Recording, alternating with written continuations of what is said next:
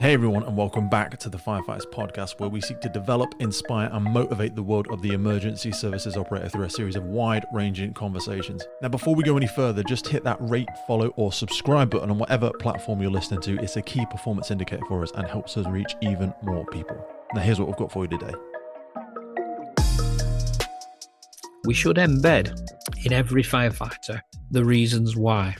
Why do firefighters need to understand legislation? One of the worst things done in the fire service at the minute, and it has gone on like this for a while, is the quality of analytical risk assessment. We need to teach them to understand why it needs to be updated. Which piece of legislation requires that? Because when people understand the why of it is what matters. It isn't the doctrine, it isn't the guidance as such that's written down.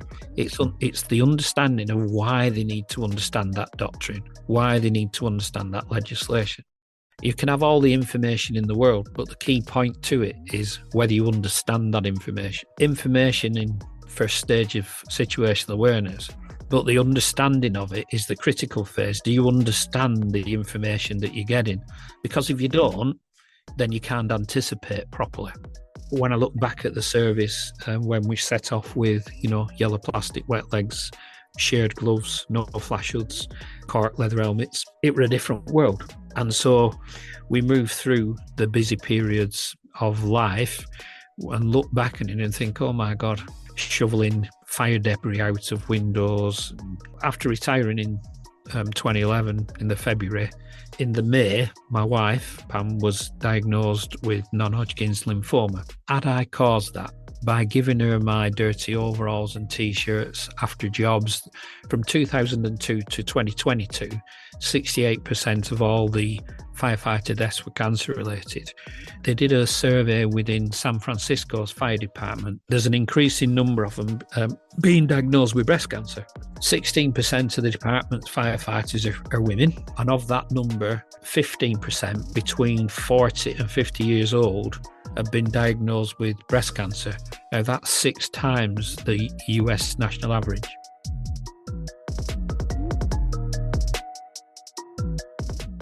This episode of the podcast is brought to you by Gore-Tex Professional Fabrics. Now, we all know the working environment of a firefighter is filled with challenges. We face serious risks on the job, such as heat exhaustion, burns, physical and mental stress, and we frequently come into contact with high levels of toxic chemicals. Now, I have been wearing Gore-Tex for nearly 2 decades on the front line, working in hostile environments, tackling challenging incidents from firefighting to water incidents and in urban search and rescue environments. Gore-Tex have a well-earned reputation for protecting professionals in the fire and emergency services through their family of highly innovative, waterproof, breathable moisture barriers that exceeds global performance standards and are trusted worldwide.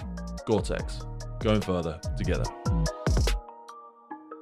John, welcome to the podcast. How you doing, my friend? I'm fine, thank you. Pete? Thank you so much for taking time out of your very busy day on what people won't know is a bank holiday. So despite having retired from the fire and rescue service, your passion still burns, probably unhealthily strong in sacrificing this time. So I want to firstly thank you for that. Now, many people will obviously have heard of you through various hats that you wear and various things that you do, both from the SimTrainer work, from a specialist in incident command. People will know you as a father, as a friend, as a great speaker. One of my colleagues was speaking really passionately about a talk they heard you give, I think last November, about some of the personal challenges. As much as people will hear your professional wins, what really I find unique about you is your humility to share some of the uncomfortable and ugly truths of spending so long in this sector. But I wanted to maybe start with a whistle-stop tour of kind of when you first interacted with the emergency services and when you joined and sort of the background behind that, if we could. Yeah, that's fine. I was a raw 18-year-old, 1979, joined what was then Lancs County Fire Brigade, did my recruits course and went on to Blue Watch at Rottenstall in May 1979. Wow.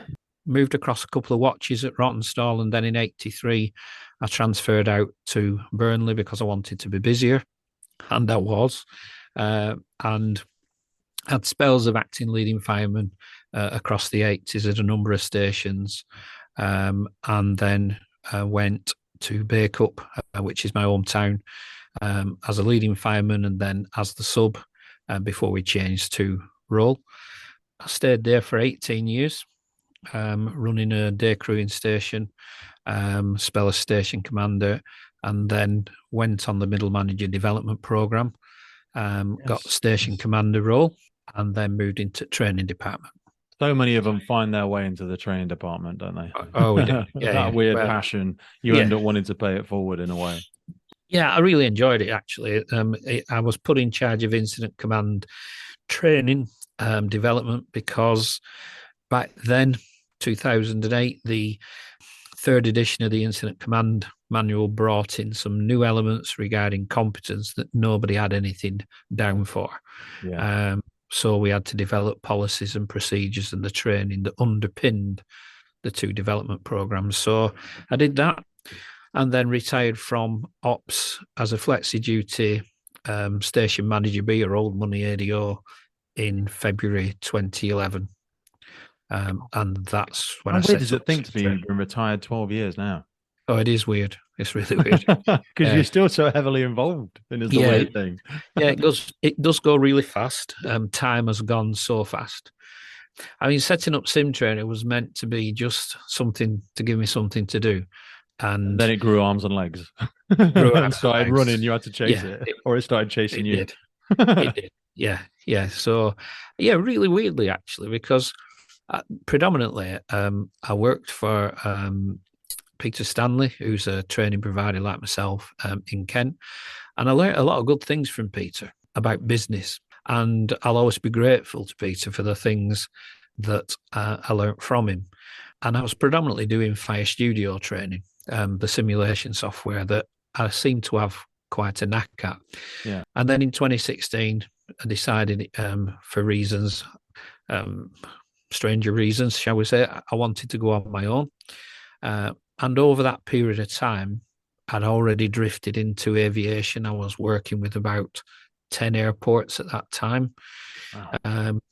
And then I got asked to go to Manchester Airport and do a demo.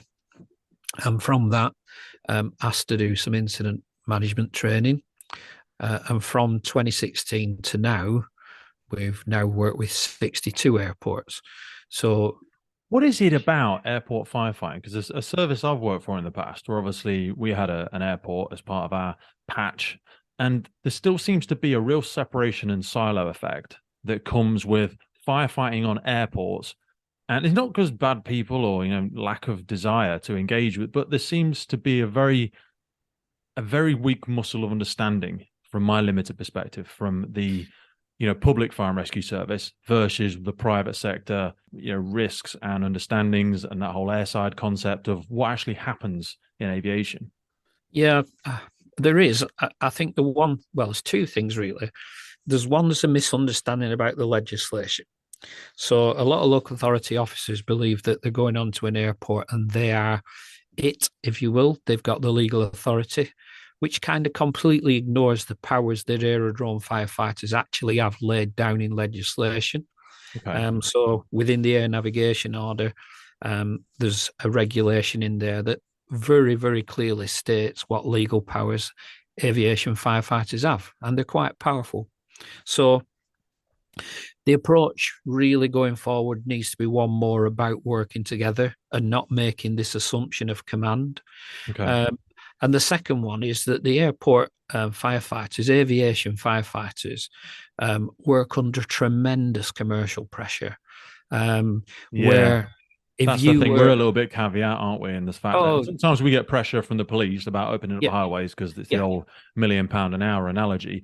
But with the greatest of respect, and I always kind of laugh about it when I'm in the front seat, is we'll park wherever we like and it will take as long as it takes. And I don't mean to say that in an egotistical manner, but it can very much come across that way. And like you say, when you do step airside, the legislative aspect of that differs tremendously. Yeah, it's huge. And it takes, they're very skilled. They're fantastic people across aviation. The 62 airports I've worked with, I can count on one hand, and I mean this as individuals, in interacting with hundreds and hundreds of aviation firefighters. I've only met 3 who caused me any angst, if you will. They didn't want to be there. So aviation crews have an appetite to learn. They're very professional. They're polished. They're multi-skilled. They're not just qualified on aircraft. They do lots of other skill sets. There are people with swiftwater rescue training, eyeline rope access training, confined space training, certificated. They have a lot of skills that some of the local authority colleagues don't Oh, appreciate they've got. definitely. Because And, because of the professional organization aspect of it, the funding that they get sometimes is very much more, and it's maybe like what you alluded to in the lessons that you learned from Peter Stanley, is that you get a better understand of the business risk and the requirements of your first responders within your company, and they often get a tremendous more professional but also personal development opportunities sometimes, because they're a smaller population, and I think sometimes they're held at a greater value, and they're also paid a lot more sometimes, a lot of they, times. they are, but I think that's a bit of a misnomer, to be honest, because the first thing that usually gets cut in the aviation world is the training budgets. Oh, right. And the aviation industry is not as awash with money as perhaps some people think. So they do a tremendous job in terms of what they have to cover, because obviously they're regulated by the CAA, the Civil Aviation Authority, and they're very closely scrutinised in terms of the competence and compliance. So they've got a lot of hoops to jump through. But and they do a great job. And, there are a lot of smaller airports who have got significant risk. I always think when I'm working at London City Airport, what a challenging little place that is. You've got a really water on three sides of the runway, a steep in, a steep out. It's quite interesting. Up and down, from some of the, I've had a crew manager on a course from Barra, off the islands of Scotland, and the aircraft there land on the beach. Bloody So, hell. you see all kinds of differences. Out in Gibraltar with Adrian and Nikki and the team. I've got Matt Coulthard is a very, very close friend of mine. It's such a passionate ambassador out in Gibraltar Fire Service. He's also just an absolute machine, but he speaks very highly of the standards out there. Yeah, they're good. I mean, Gibraltar City Fire Service, Colin Ramirez is the chief, and the whole team, Edgar, Matthew, Ivan, they're all really, really friendly people.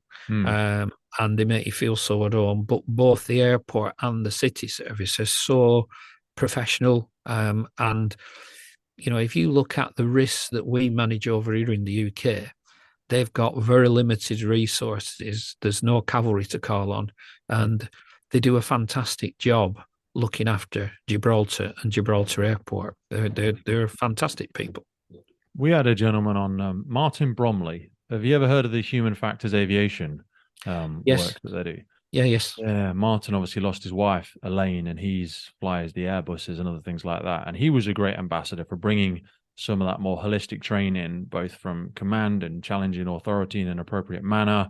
And it is strange, I think, how sort of in-depth and detailed investigations happen within aviation versus, and I'm just speaking straight out of his words, really, versus what happens in healthcare. I think we're a little bit better than healthcare, with the greatest respect, in the emergency services. We have a healthier reflective muscle on what we could have done better. But you and I, before we came on, speak about the challenges we face in trying to get really good, honest, with the greatest of respect, feedback on debriefs in the UK, because no one wants to commit professional suicide, and we don't want to turn it into a blame culture that discourages those honest reflections as well. I think that comes down to setting out in what you want from your training. If you teach reflection right from the first day, it will just be normal. It won't be, let's try this. I'll give you an example. In early this year, we launched our aviation supervisor courses. And I took the decision when we launched them, I didn't want them to be like the offerings that are currently available. I wanted to be different. One of the things that we brought in was, on the first day, everybody on the course was given a dictaphone. and it was theirs for the duration of the course. And what we encouraged was that after every exercise, after every lecture, if you will, whether it were a practical exercise or a simulated exercise, we wanted them to reflect on what their takeaways were, what they took away from it from a learning perspective, from an experience perspective, whether there was something in it that they wouldn't do, but they understood why they wouldn't do it. And to give you an example, one of the people on the course recorded 5.5 gigabytes of audio. And for you to podcast, you'll know how much that is, you know. So, and part of the end of course feedback, I said, "How did you find the dictaphones?" And all the people on the course said, "Really good, so powerful, so much takeaway." We've just sent them off. Each one of them now, after the course, has got their audio file back. Just to give people an understanding, sorry. So I recorded yesterday and we went for 2 hours and that was only 190 megabytes. Right. So you're talking many hours of speech there. Such a powerful tool though, and a really low investment, high return piece of equipment that I think, like, I look at body worn cameras and we're trying to launch them in the service that I work for, and there's great reticence and reluctance about them, but I think they're such a powerful tool, absolutely, for personal reflection. And if you could just plug them in at the end of every day, download your stuff, and if they did speak about, and you'll know far better than me about this, like, if they do give you the option, look, if nothing safety critical happens, the service doesn't have the right to ask for that. If they put that in better terms than what I would be able to describe, I think people will be more at ease with using them, because no one's going to get put on a discipline just because so-and-so did the wrong procedure during trainings, during the training section, or they said the thing they weren't supposed to say or whatever. I think it is a wider cultural trust conversation, which is a really difficult thing for us in the fire and rescue service at the minute. But I would love for us to use tools like that more often. They're so powerful. Yeah, and I think the reflection, looking at yourself, one of the key takeaways in when I started teaching incident command after I'd finished in the fire service was showcasing a fatal house fire that I was in charge of. It's a CCTV footage with, sadly, the lady in the house coming head first out of the bedroom window. It's all captured on a street-mounted CCTV camera. But I use it to illustrate how I made a mistake on the incident, in that I had a viewpoint that was too narrow and I'd missed seeing her. And what I found with people feedback were that they liked the fact that as a trainer, I was comfortable standing in front of them saying, "This is a mistake I made. Yes. This is what I did about it afterwards." So powerful. Puts them at ease. Yeah. And like you say, learning that from day one. I work with a lot of recruits now, and I always get them literally on the first day to, one of you step out the line and you're going to give feedback on that team building exercise you just did, or we're going to do another one, and I'd like 2 of you to coach the rest of the team, because you've now done this scenario 3 times, coach some of the rest of the team, and let's talk about things we've done better. And then given that analogy of why was the third one better? Well, they had the chance to see me do it. Exactly. So now they're experienced. Now they've the subject matter experts, we might even say. And then we do like a simulated courtroom where we do a perfect square exercise. Have you ever done that, where you blindfold all the firefighters and have a 30-meter GP line and they have to create a perfect square? Now there's 5 of them, and then there's 3 incident commanders. So you've got a team of 8, and you've got your main incident commander, and you've got 2 sub-officers, and say together, right, you've got 60 seconds, come up with your plan, and then you're going to go for it. You're not allowed to touch the firefighters, but you're allowed to talk to them, and they're surrounded by shark-infested custard past these lines. And at some point, inherently, someone accidentally steps over a line, and we go index, and then we bring in another instructor and go, right, Chief Fire Officer, I'm ashamed to report to you that today a firefighter has died in service. And then we do a simulated courtroom, and we go, right, the incident commander, who was at fault for the death of the firefighter? And then we go to the firefighters and go, how long have you been in the service? Have you been through this training before? Your family says you're a great firefighter. Tell me why did that other firefighter die today? And then you kind of do that. But then it both embeds the importance of what we're doing, but also speaks about, how that reflection, how that shared learning, because nobody died. Do you know what I mean? But trying to get that reflective muscle. Hopefully it's not a traumatic exercise. Everybody laughs afterwards, hopefully. Well, they do, but you know what I mean? It can go one of 2 ways. I've never seen it go badly, but just encouraging people to reflect and also see the importance of it and why Yeah, we want to get it right. And yeah, I love those sorts of things, but you've got to embed it from day one. you do. You do. That's what I'm saying. Culture has to begin right at the beginning, because as soon as they go on station, you're encountering. We've always done it this way. Yeah. It's probably the greatest adage of the fire service. We've always done it this way. Um, we've got to change that. When we talk about always done it this way, before we came on, you shared with me a really wonderful sort of reflection on meeting Fred, day 2 of your career. So if you could take us back to the first days when you came into the fire service and your first interactions on station, because I found that story fascinating. Yeah, I mean, I was detached out from Rottenstall Fire Station on Blue Watch up to Bacup, which is 5 miles up the road. And weirdly, because I was 18, I was immediately christened Firechild, and that nickname stuck for quite a while. There's worse nicknames. There is worse nicknames, and it was said quite affectionate. I mean, one of the lads on the shift was my dad's best friend from school. Wow. And in fact, he was the guy who got me the paperwork to apply for the job. But anyway, yeah, I was Firechild. So I was sat down at the morning brew, eating the soggy fire station toast that everybody knows. And the door knocked, and in comes this white-haired old chap. And weirdly, I'm actually older than him now. So anyway, he comes in, sits down, and all the guys are talking to him. And transpired he'd retired from the job just 9 months previous, after quite a long career. And he said to me, "So you're a new lad?" I said, "Yeah, I am." He said, "How long you been in?" I said, "Well, this is my second day on station. I'm detached in from Rottenstall." And then he went on to tell me that at 18, he'd already fought at El Alamein and Tobruk in the Second World War in the Western Desert. Wow. And he was so humble about it.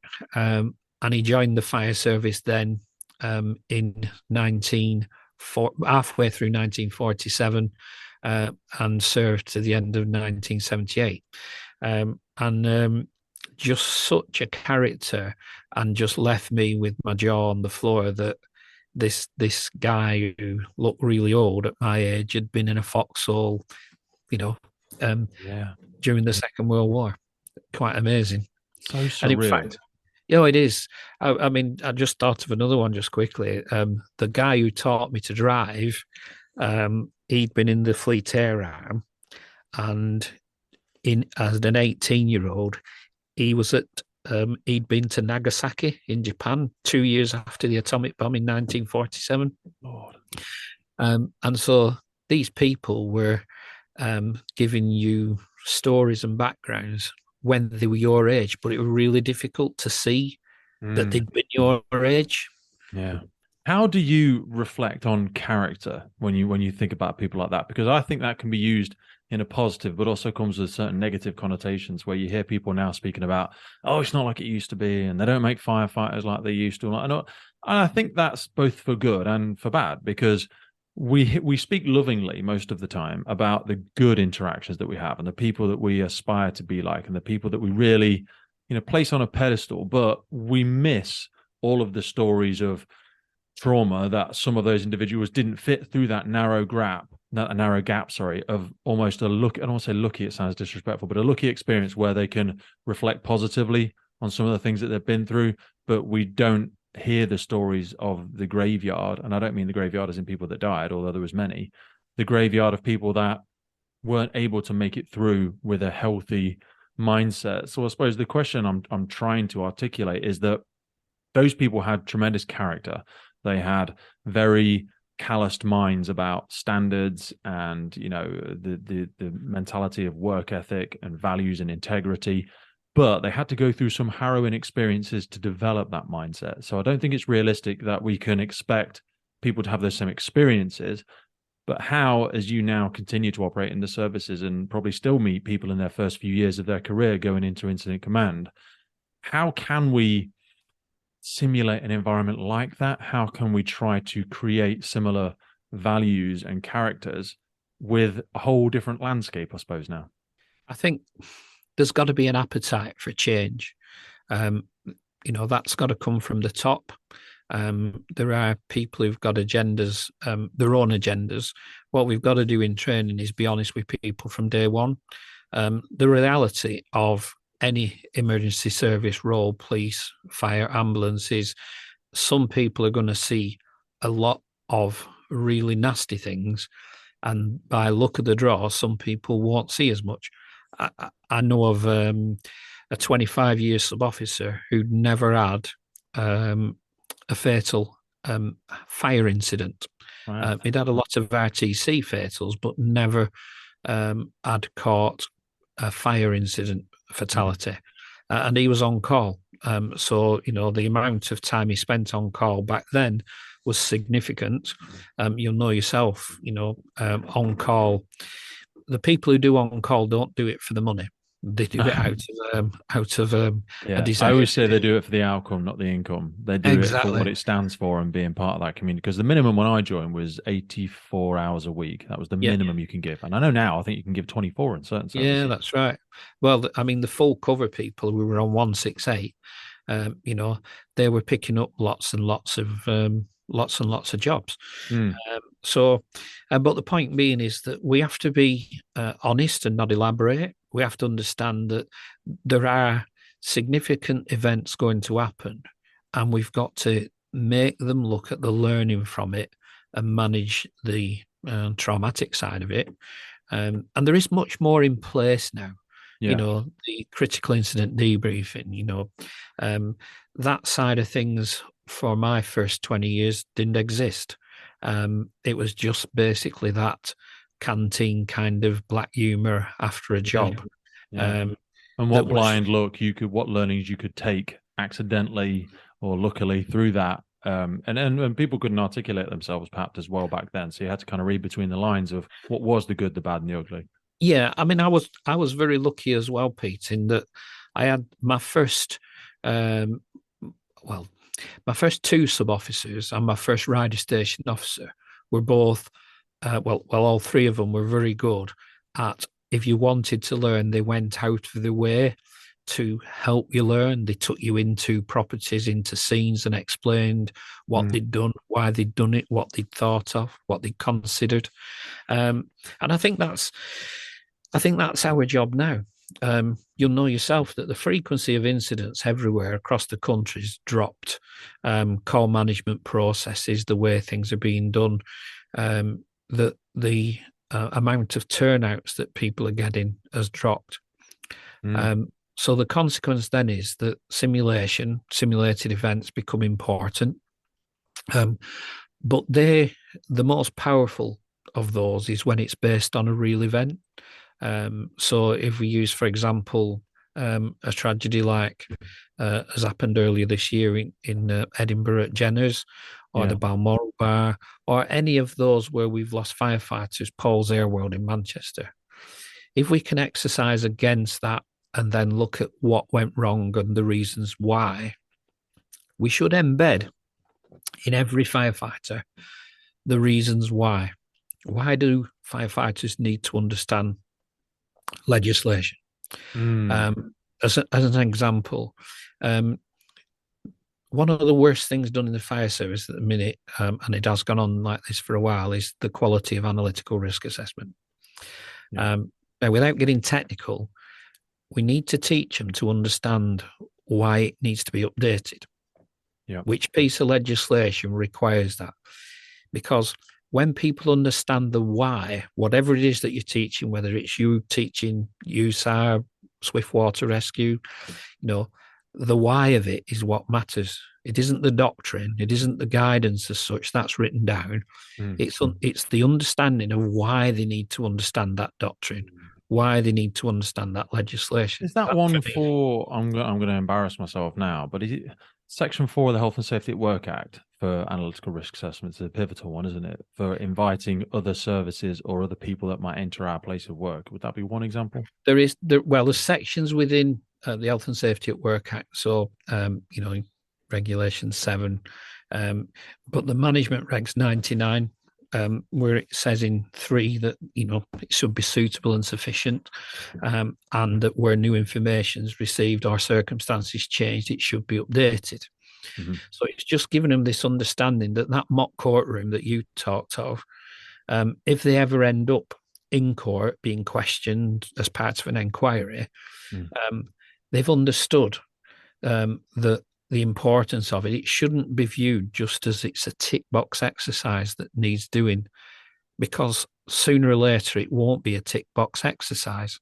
It will be somebody coming at them, asking them quite searching questions.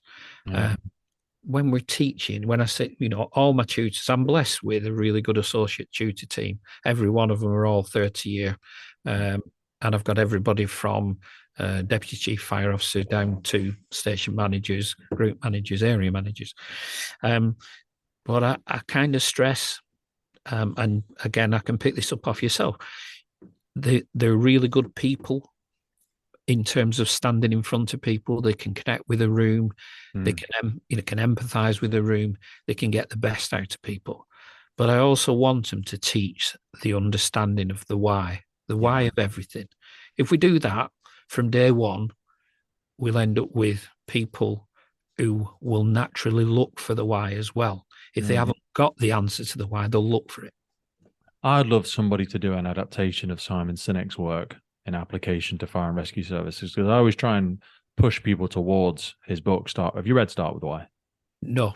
Okay. Simon Sinek, Start With Why. I'll send you a link to an audio that you can get for free. I will. Really, really powerful book. And he talks about the why, the what, and the how. You know what I mean? How we do the thing that we do, i.e. breathing apparatus, whatever it is. The what we're trying to do, so fire and rescue services, protect people, environment, public, ourselves, savable life, blah, blah, blah. But the why. You know what I mean? The why are we doing it? What are we being held to? What does good look like?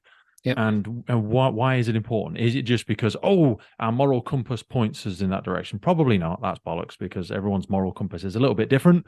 And we need to get a truer understanding, as you articulate better than myself, that why behind we're doing the thing that we do. Because like you say, if you can understand the why, there's multiple applications in the what and the how, depending on the complexities of an incident and the developing risks, or, whether that be environmental, cultural, economical, or just physical.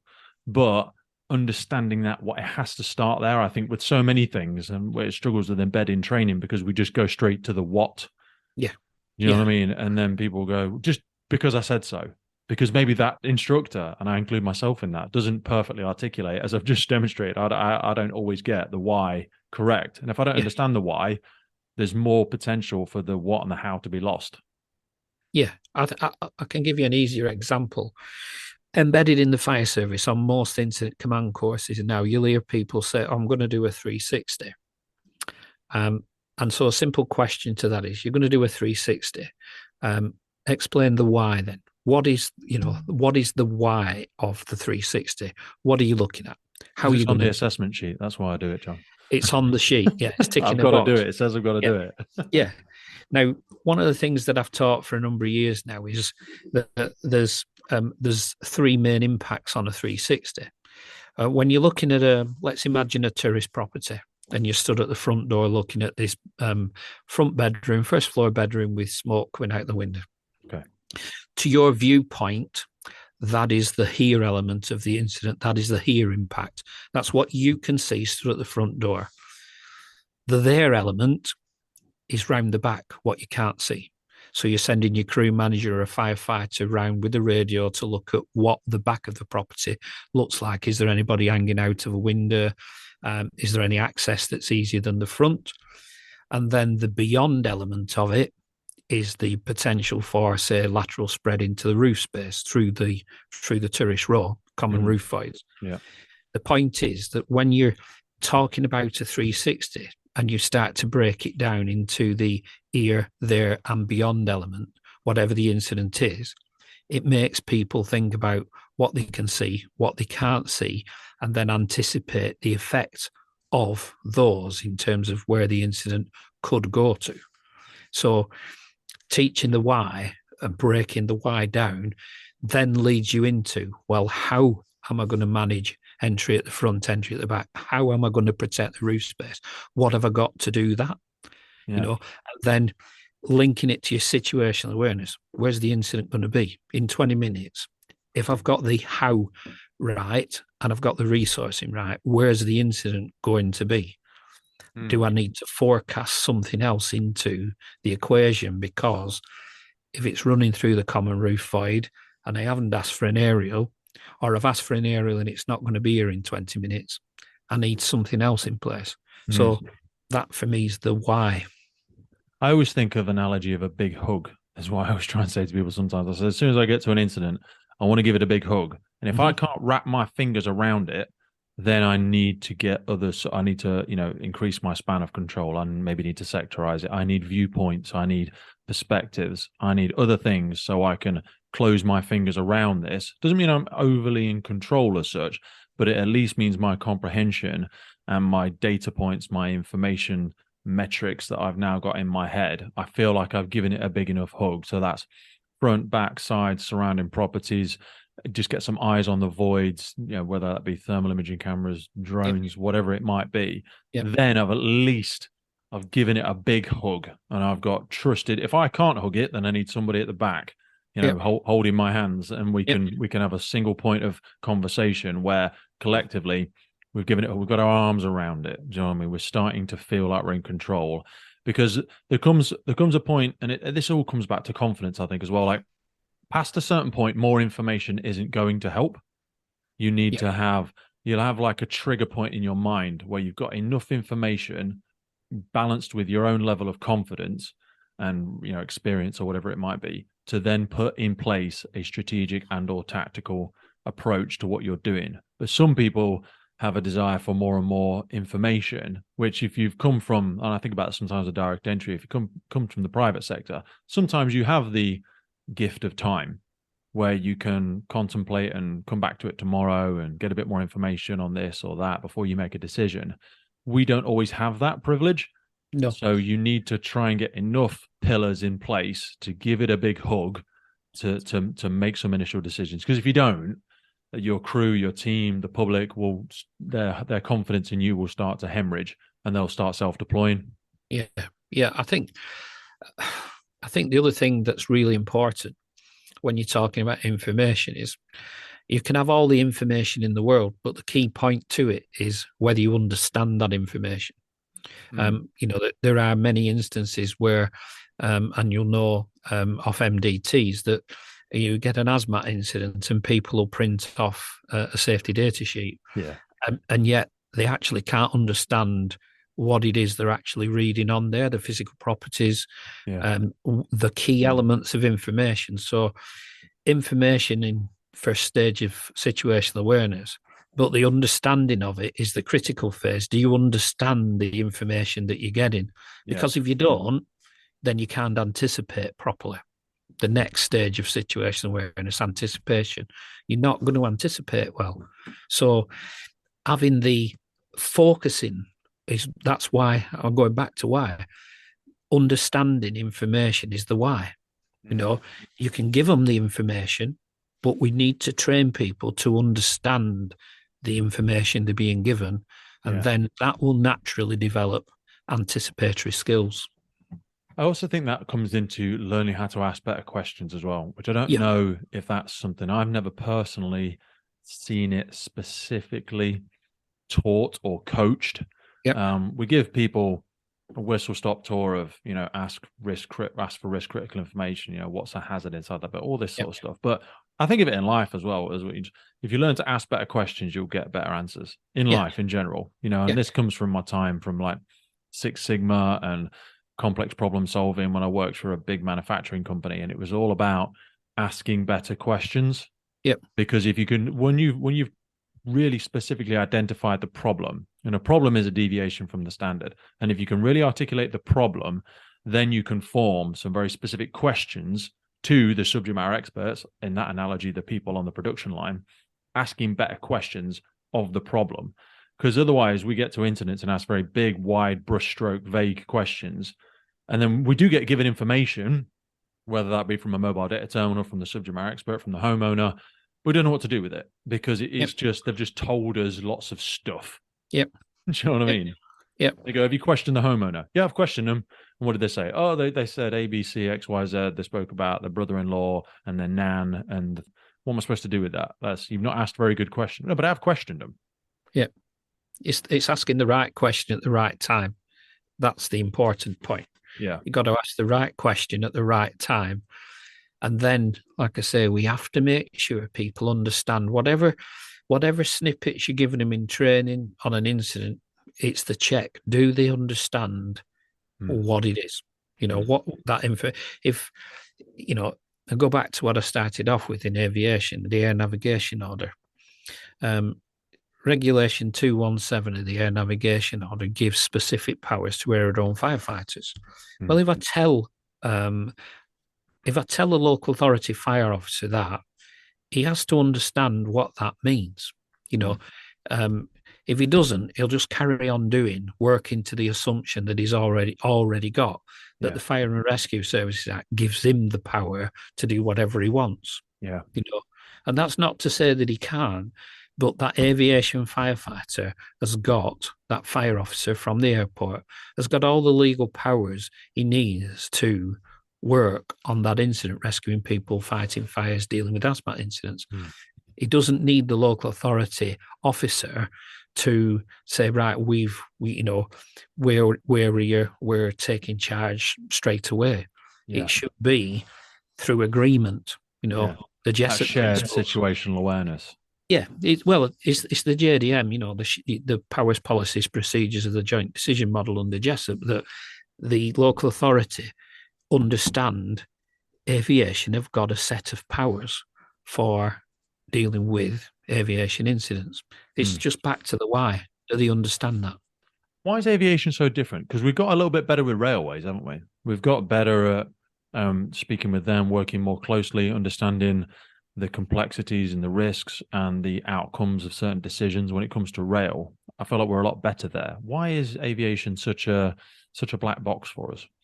I think you on rail, that depends where you are in the country. That's my experience anyway. I mean, I do teach rail, but aviation's there's a variety. You've got a small airfield like the Imperial War Museum at Duxford, and yet they've had something like the SAFO down there has had something like 26, 27 significant incidents. Wow. Now, that might not seem a lot, but when we're talking about that's aircraft crashes, generally general aviation stuff, it's the variety. As I said, the commercial pressures, a station manager at Heathrow, at Manchester Stansted, any of the bigger airports are under tremendous pressure commercially. But that same commercial pressure will also be the same on smaller airports.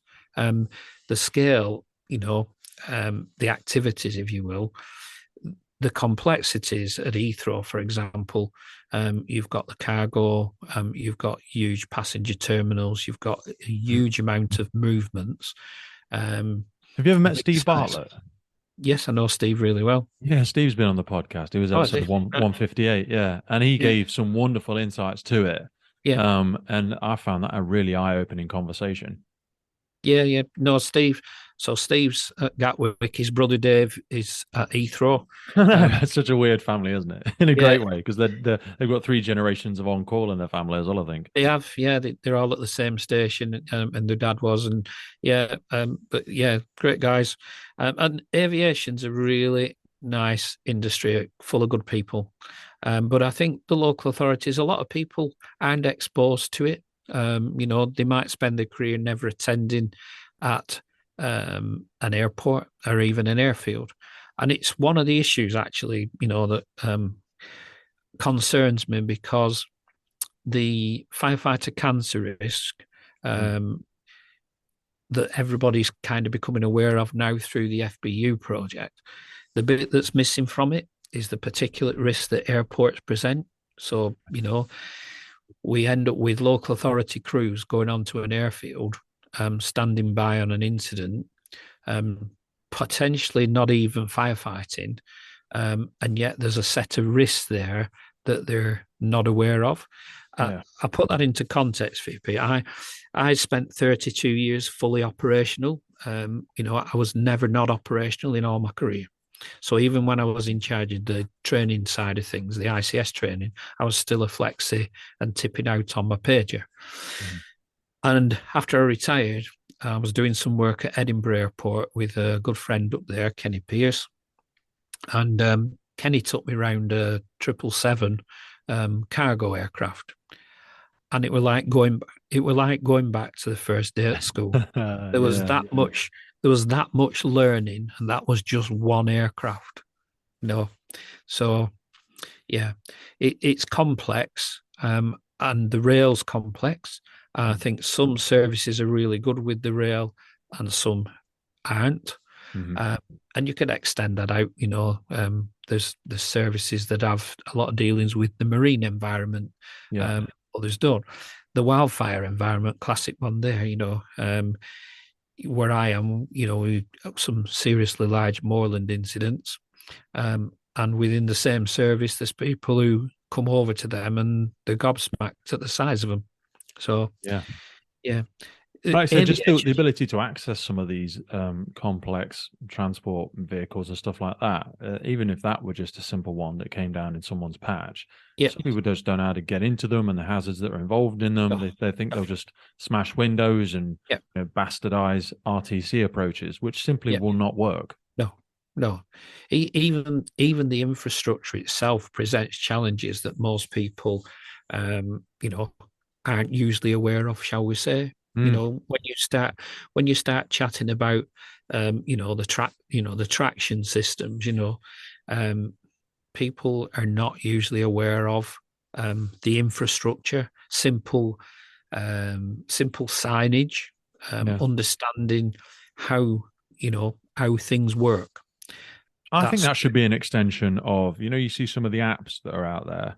yeah, I think of one, Euro Rescue is one, yeah, yeah, and there's another great provider out there. I can't remember the name of the other company, but I think that is probably a missed, again, thing from working within their own silo of trying to answer a question of vehicle safety, but their definition of vehicle at this moment in time, to my understanding, is probably only extended as far as road vehicles.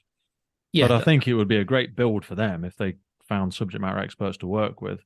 And I don't know if it's an appetite for someone like yourself or another company, but it's like that would be very, very crucially important because places like London Fire Brigade obviously work with trains all the time, Yep. And different services around the UK and certainly around the world will have varied levels of exposure, like you've just said there, to aviation, to water, to rail. Yep. Yeah. I mean, I drifted into aviation. And I'm very pleased at the position we have because we're well respected. But whether it's rail, whether it's aviation or whatever, it's the local authority guys having the appetite and the attitude of wanting to learn, that they don't actually know all the answers for that kind of incident. There's similarities, hazmat and fire, but there are some peculiarities as well. We're just in build with a new like an RTC course, but it's designed to address the airside vehicles. Yeah. I was an RTCI for 20 years, but it's not. We're not teaching people how to do, an oyster or Yeah. move the dashboard. These are different vehicles, very complex vehicles that operate airside, and we're working with the motor transport. The plan is to work with one of the mechanics from the motor transport department at one of the airports, so that we've actually got an expert giving us the insight into how this needs to be managed, because they have very different incidents. I think that'd be a wonderful thing to see come through SimTrainer eventually, because I know people have had varied experiences with the likeness, reality, and lessons they can embed from simulated training. But certainly something like aviation is something where it's just not realistic to expect people to be able to practically train on these vehicles. Even companies like IRRTC, I've done a bit of work with them in the past, and they're trying to move more into heavy rescue vehicles and trench Yeah, rescue and rail rescue, and yeah, Mike and the team over there, Neil and yeah. They're stuff, doing are great really work. doing some fantastic work. But it is still a very expensive, difficult thing to Yeah. try and simulate. So I think that is going to be the best and most effective way to have experts from the fire and rescue service, such as yourself, to go and create that material really comprehensive, really, really detailed as best you can with the resources that you have, to be able to give people those insights. Because at the minute, there's nothing. No, and I think, I mean, one of the things that I would like to feel could grow is, as you just said there, there's companies out there like IRRTC who are doing great work, and sometimes you all see each other as competition, but ultimately at the end of the day, we're all trying to create good learning for people who are now turning out. We're no longer turning out, we're not exposed to the risk the same. But if we can teach people, the guys on courses that do our courses go away going, I always take something away. That should be the outcome of training, that they always take something away. So it's not us as fire officers. This is about mechanics, people who work on these things, working with us and addressing the specific needs of that sector. There is a lot of really good work being done. There's people going into the college who, outside of issues with the college being owned by a company, they're still trying to balance that pendulum swing, aren't they? From where they used to be to then making it financially viable and not swinging the pendulum too. You don't want to throw the baby out with the bathwater and lose everything that was great about the college. No, but the good thing about the college in terms of the people is that you get tutors going in there who are really passionate and want to do the best that they can. I'm at the college next week after Duxford, supporting the Women in the Fire Service conference event. I'm going to be there. We'll see each other for the first time properly. All right. Okay. Yeah. There you go. Yeah. I'm doing on the cancer, and my tutor Robbie's doing on wildfire. We did wildfire last year, so Rob's redoing that one. But the point I'm trying to make is it's just about sharing thoughts, information, ideas, and supporting organisations that are trying to make a difference. And that is the mantra that I set off with, to make a difference. We spoke there around lessons learned and hoping that people don't have to make the same mistakes. And I know the talk that you're going to be doing, I mean, this episode will come out long after, probably it will come out long after next week. Yeah. So I'd love, in the very unfortunate way, we talk about lessons learned and we've spoken about fire contaminants and particulates and carcinogens. You were very, because whilst it's been given so much not hype, but like awareness over the last few years with the declaration from the World Health Organization, you had your very own unfortunate introduction and education into some of the horrific diseases that are commonly associated with the fire and rescue service. And if you're comfortable to, I'd love to share some of that story if we could. Yeah, I mean, that's my passion, really, to be honest. When I look back at the service, when we set off with, yellow plastic wet legs, shared gloves, no flash hoods, cork leather helmets, it were a different world.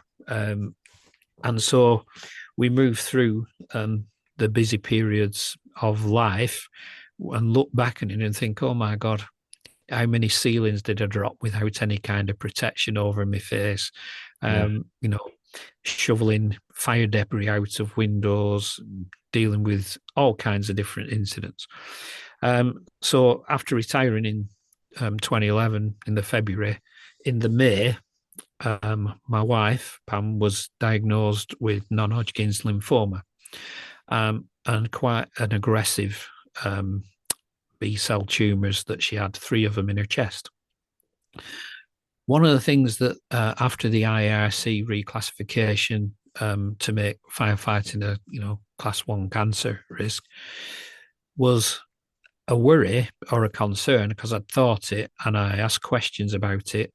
that had I caused that by giving her my dirty overalls and t-shirts after jobs, or picking them up, putting them in the washing machine, and her handling them, and commonly saying, "Oh, these stink," "Oh, you had a busy night last night."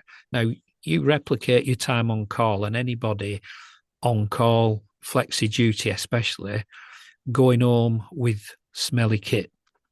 Mate, I'd rush home from work and pick up the kids, and I'd still have my stinky fire kit in the back because I needed to get them to their club or whatever. And they'd get in the back seat with it all still gassing off over their shoulders. Exactly. And I think back about it now, and it really upsets me that. Yep. But we didn't know any. If we knew better, we'd have done better. Hindsight. But I think about that now, and I go, "Oh shit!" Yep. You know what I mean? Definitely. And I just think, hopefully, depending on their own predispositions and their own biology, hoping they don't have a vulnerability that I know no matter what I'll blame myself either way, as I'm sure perhaps as you're reflecting now. But well, we do know better now. That's the point. We didn't know, now we do know. There is no defense to say we didn't know better, because we do know better now. So the question that I posed was, what are we taking home? And that's why we have to change, and we can't go down the route of, well, we've always done it this way, or it's in the too hard to do box. So she had her tumours, she had chemo, radiotherapy, and then 18 months after, I was diagnosed with prostate cancer. I've had 9 surgeries since that time, 4 of them related to the original prostate cancer surgery. And then the others are related to tumours that grow in my thumb, my left thumb. 9 surgeries? Yeah, I've had 9. Yeah. Wow. Okay. So 4 of them on my thumb. The tumours, they think, is growing again for the 5th time now. The tumour in my hand is a benign tumour, so it's not going to spread like a cancer would. And the worst that'll be is that I lose my left thumb. Benign tumours themselves, whilst they're not cancer, can still kill you or cause significant harm locally. I've got 13 benign tumours. Yeah. Well, you know what I mean by that then. I have to get checked every year. I've got a new one in my groin at the moment, which I'm actually going for an MRI on this afternoon. All right. Okay. Yeah, I had MRI 3 weeks ago. So it's the prostate cancer bit. They made a mistake in the surgery, which ended up taking me into a life-threatening situation. I had 7 blood transfusions as a result of damage caused internally, an artery bleed. So I'm passionate about cancer and fighting it, changing attitudes. I was fortunate that a couple of years back, I did a podcast during COVID, and Joe Taylor of D-Wipe was one of the speakers. And one of the people that she brought along as a guest speaker was David Megson, who's a professor at Manchester Metropolitan. And he started talking about particulates, and that gave me the curiosity to look more into this. So off the initial data that Dave sent me, I then started to do a lot more research, and I realised that in the industry that I work in most, aviation, there was a lot of information that was relevant and that people needed to know.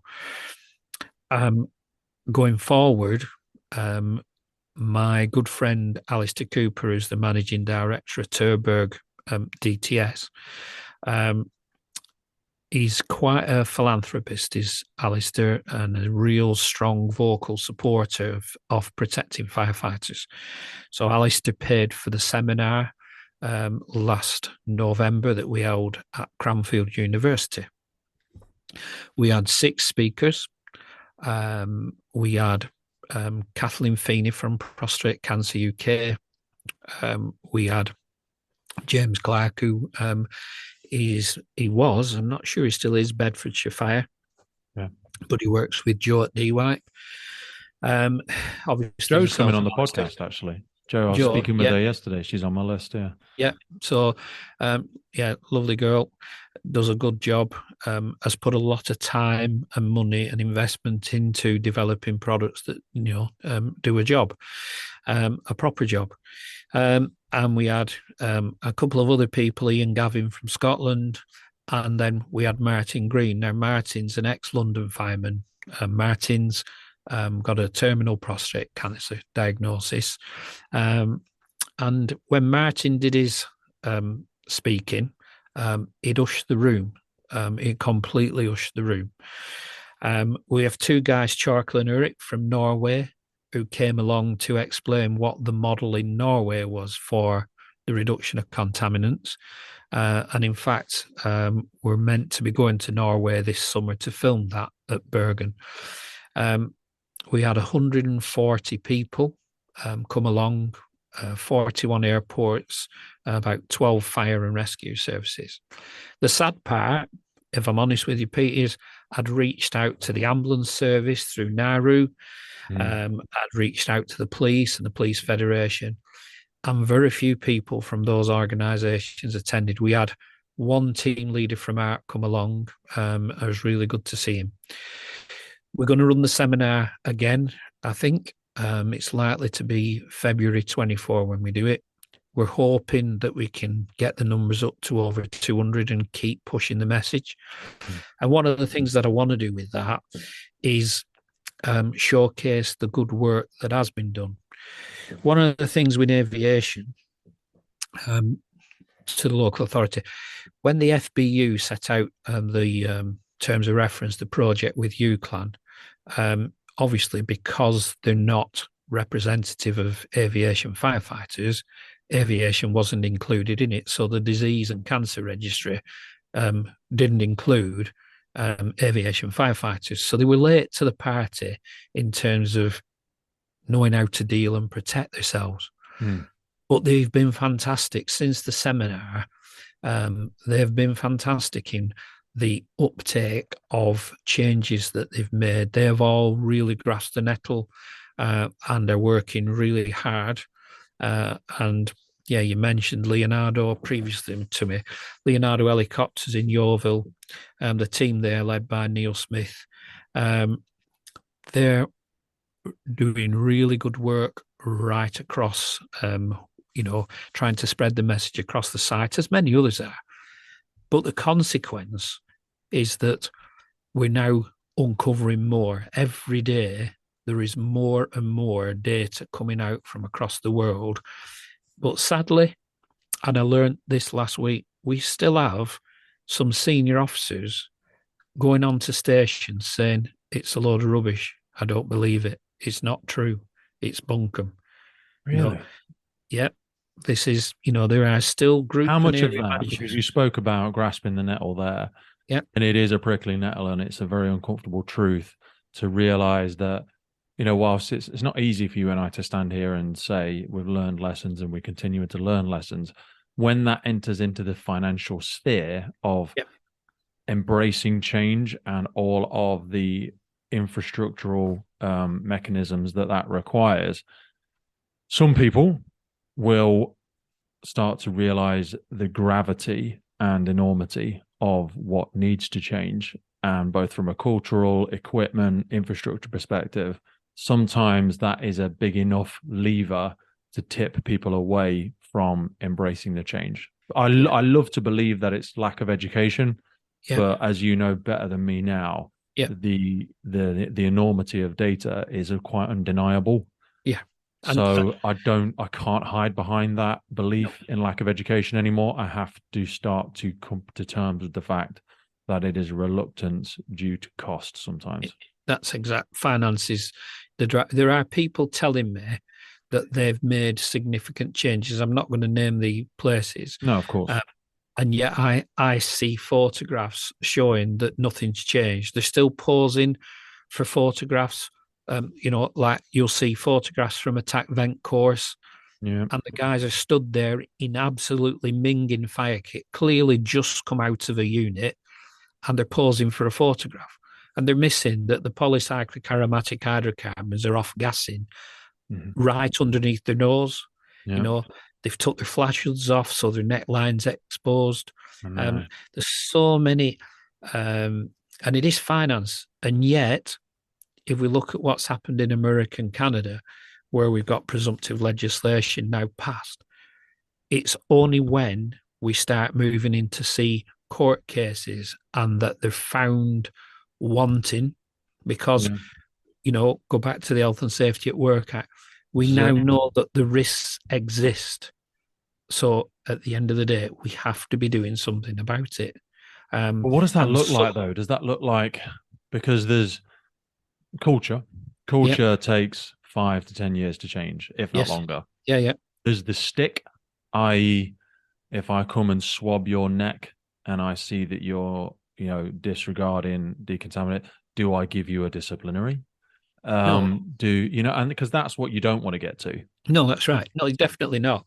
We don't. But if I've I, if I've educated you and you're still, yep, you're like, if I hurt myself walking around a building because I wasn't wearing my helmet, that's yep, going to be my fault. yep. And whilst the service will probably still have to pay something, an element of it will come down to my lack of professional conduct and No, that's ability true. to utilize the PPE that I have been provided with, that I have been trained with, Yep. and procedures exist that I should be wearing it. Yeah, So yeah. You've there's always, there's accountability from both sides here. yeah, you've always got, ultimately one of the case studies we talk on is contributory negligence. Where PP has been provided, and it hasn't been worn, and if that person gets injured, then that person has contributed to the seriousness or the consequences of their injury by not wearing that PPE. So if we educate people, and they choose not to do it, that's their call. If they choose not to wipe themselves down, for example, when they come out of an incident, or they wash their hands before they eat, if we've educated them to the pathways that these products can get into their system, absorption, ingestion, etc., and they choose to not do that, the consequences of it are theirs. We have to start the education bit first, and we're doing that. The decon project that the FBU and UCLan have put out is very good. Yeah. But there's certainly, back to aviation, there's another set of parameters beyond fire, that are, we're having to educate people on, or hoping to educate people on, to understand these wider risks and implications. And the emerging stuff now is that, what's come out in the last few months is data relating to female firefighters, because the IARC declaration, part of the World Health Organization, is predominantly overly weighted to male firefighter data because of the, if you will, the lack of numbers. Yeah, it's a bigger data pool. So when Yeah, you're it's the looking biggest. from a non-emotional academic perspective, you need to utilize the biggest data pool possible to Yeah, really add weight to your thing. But you're right. Unfortunately, that comes with the unconscious bias that you are predominantly just looking at the effects on males. yeah. So there's a lot of new information now, coming out. So if you look at the statistics from America, where from 2002 to 2022, 68% of all the firefighter deaths were cancer related. The female data, which is now starting to come through, we're basically getting information now. I can give you an example here. That they did a survey within San Francisco's fire department. San Francisco has more female firefighters than any other city, in the US. Oh. And there's an increasing number of them being diagnosed with breast cancer. So 16% of the department's firefighters are women. And of that number, 15% between 40 and 50 years old have been diagnosed with breast cancer. Now, that's 6 times the US national average.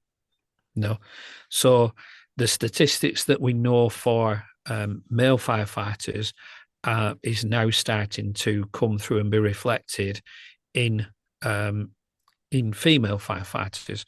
And that's one of the things where I'm trying to sort of put the awareness out there.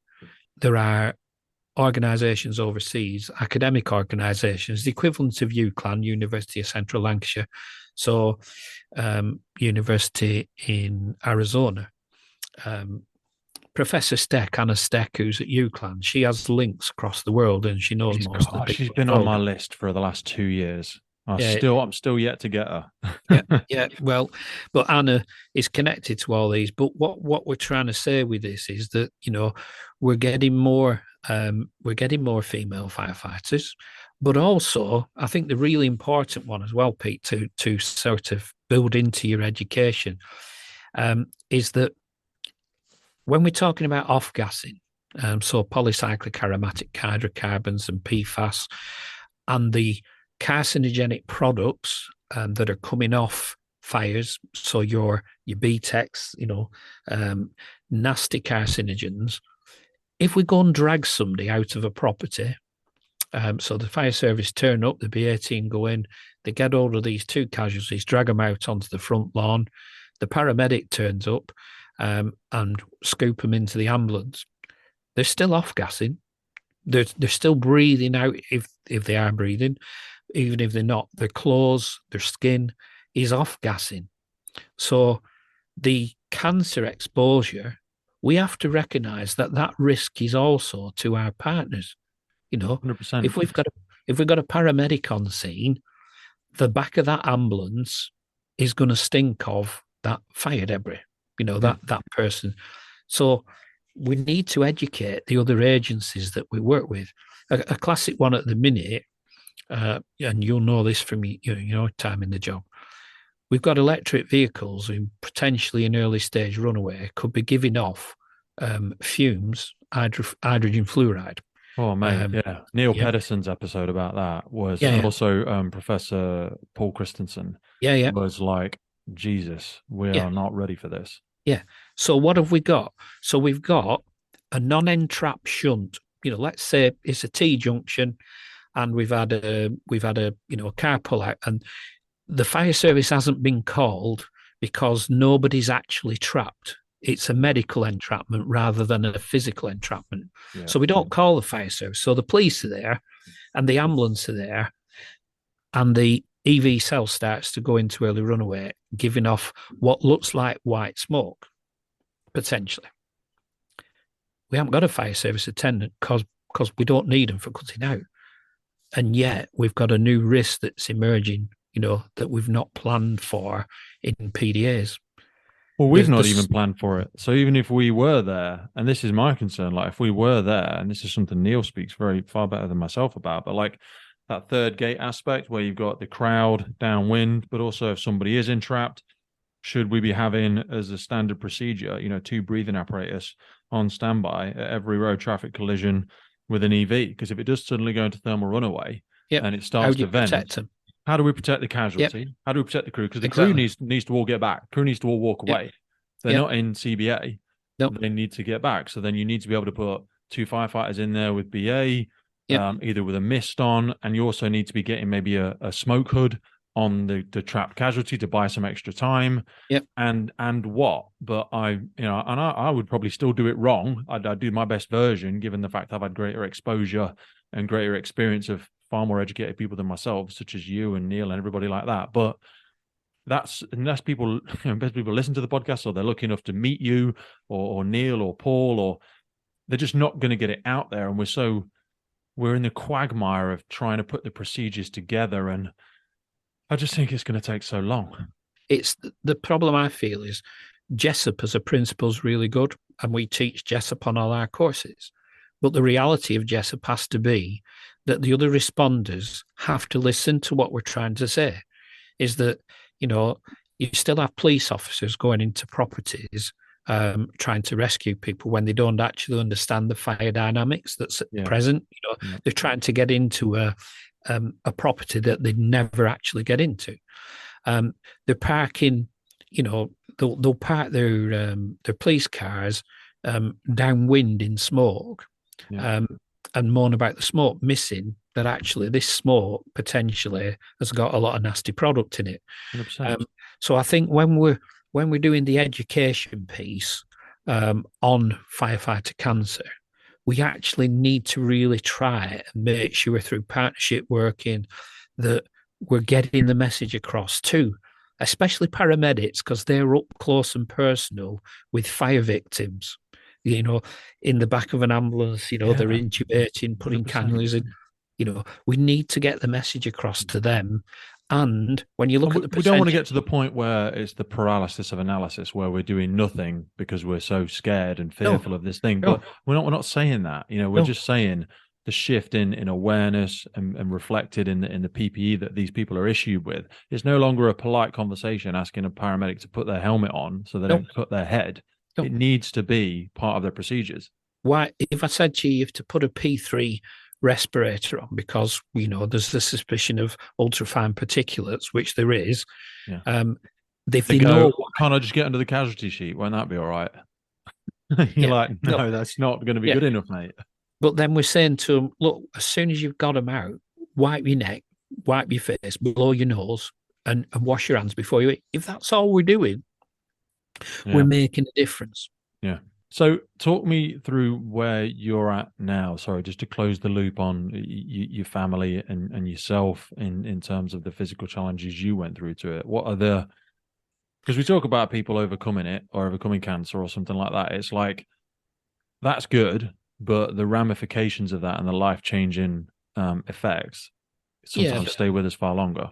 Yeah, I mean, since the seminar, I've had 2 people who have rung me up and now having cancer treatment, and they thanked me for pushing them to do it because they weren't going to.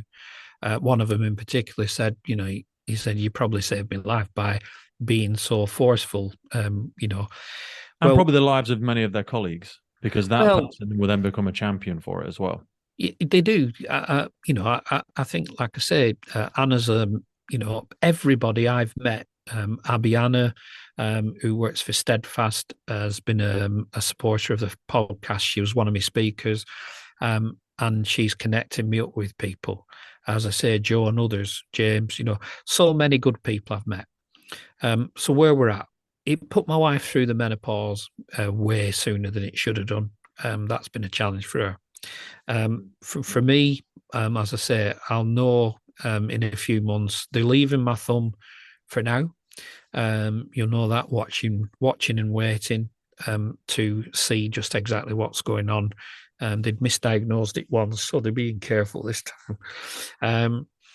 I think in terms of where I want to see things, it's being honest, it's being open. Is that I think the thing that fire services miss and is that I don't think there's much support for the family and understanding that when a firefighter gets a cancer diagnosis, his family are as well, or her family. And so what have we got in place to support the mental health and well-being of the family? If we go back to a point that Eric from Norway made, they did some testing, going back to what do we take home. They did some testing of washing machines and found that 4 days after, the level of toxins coming out of a washing machine was still too high, that it was still containing toxins that would have been transferred to your children's clothes. And your children are more susceptible to it as well. Their skin and their physical development and their infancy of their immune system is far more vulnerable to those things. Definitely. So that, I think the education piece is, what are we looking at in terms of the mental health for firefighters? Because you'll know, I'm okay a lot of the time, and then I'll have a black day, something will happen. Or usually for anybody who is in a pathway of checkups, when you're, for example, on prostate cancer, you have your surgery or your treatment, and then you're waiting for your checkup when you go for your blood test, and you've got that anxiety of, is it going to be okay? As it started to climb. So then you get into your bleak days, and this can be on top of other events that you might have Life had. Doesn't stop whilst you're doing that. No, it doesn't. So I think we have to recognize there's a big mental health time bomb related to cancer in firefighters coming. that's not PTSD per se, but it is in that it's linked to the jobs we've been and done. But also the family side of things is something we've really got to start looking Mate, at I and think supporting. I'm trying to bring in something in our service that I know other services do when firefighters join the fire and rescue service, to try and have an evening. I mean, a whole day might be a massive ask, or it is a massive ask for everybody, but just an Yeah, evening or a couple of hours where they can invite their family, whether that's husband, wife, daughter, significant other, friend, whatever it might be, to help them understand the wider implications of their individual joining the fire and rescue service from a physical perspective, from a mental perspective, all the training they're about to go through and how their behaviors may change.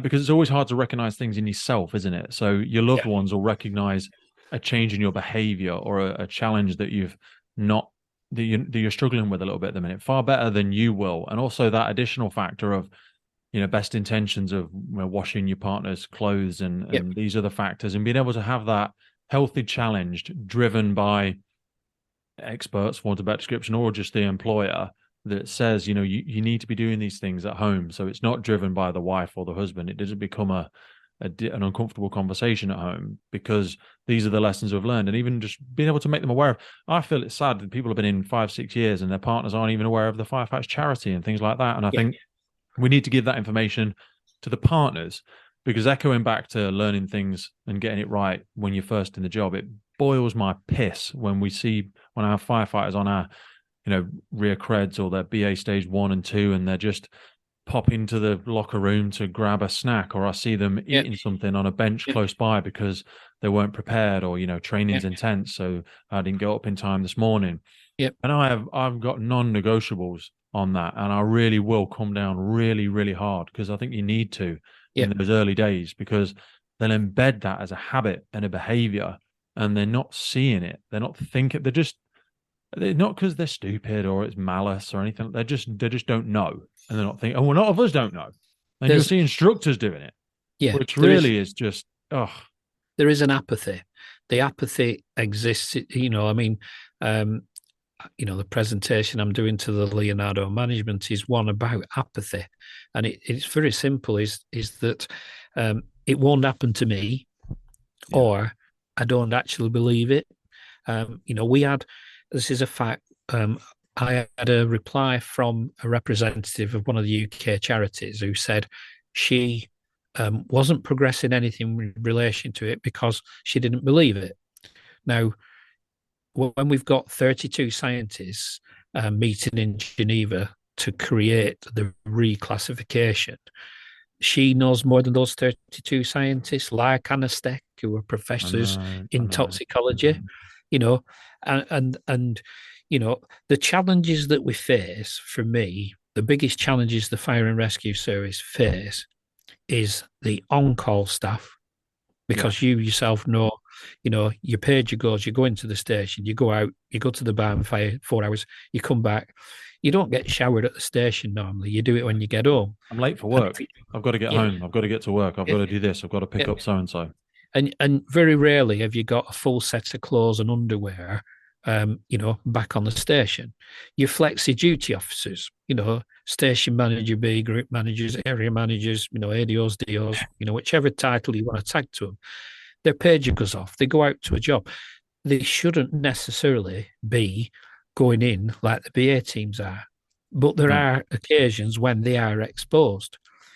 Fire investigation teams, Oh, SOCOs, you yeah. know. So for me, we're going into a scene that's cold. The fire was 2 days ago. So they don't see the risk from the ultrafine particulates that are in the air that you can't see. Which So they're about to disturb even further. they're going to disturb further. So there's lots of, for me, the flexi duty and on call's the big one. How do we manage that better Plus, than the we vehicles currently aren't do? designed for it. They're going They're not. around in whatever their services Exactly. response car is. The fire kit's Yeah. always with them. They Yeah. haven't got a spare. Yeah. They are, because of their own desire to be a professional and be efficient and try and be available, and they've got a million other things to do. They just chuck it in the back. They can't pop to their stores or their headquarters to switch it out, or they don't feel they have time. And it just feels like it's not a priority. I think there is a practical element that, whilst I champion in this, and I am trying to, I do recognise that if I think back to my time on the busy nights at Burnley, when we were doing anywhere, our normal nights, we'd probably do 5 or 6 in the 80s. But in the busy seasons, we'd do anywhere between 20 and 30 calls in a night shift. Wow. And you might wear BA in a night. It was regular to wear BA 3 times a night, sometimes 4 times a night. You'd have 2 tunics. You'd have one wet through hanging under the blowers in the engine house drying, and turn out with your clean one. And then you'd come back and put the dry one back on. It wasn't clean, it was just dry now, and put that one back under.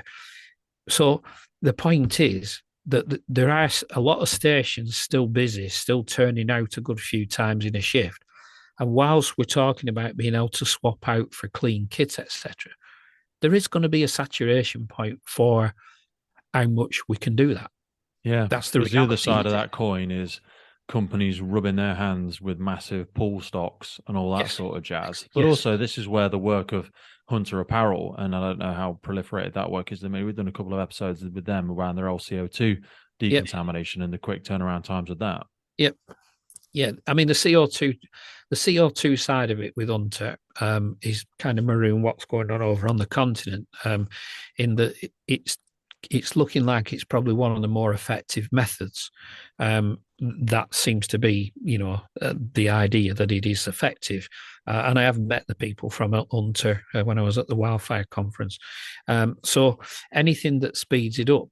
But as you've seen with electric vehicles, there's a lot of companies jump on the bandwagon of putting solutions out without actually really thinking it through.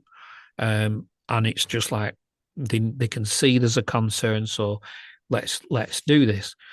But it comes back to, I'll go back to Leonardo. Their policy now is you come to work clean and you go home clean. You don't go home in anything from work. They've got separate washing machines, etc. So the ethos is you go home clean and you come in clean. Well, the on-call and flexis can't do that. No.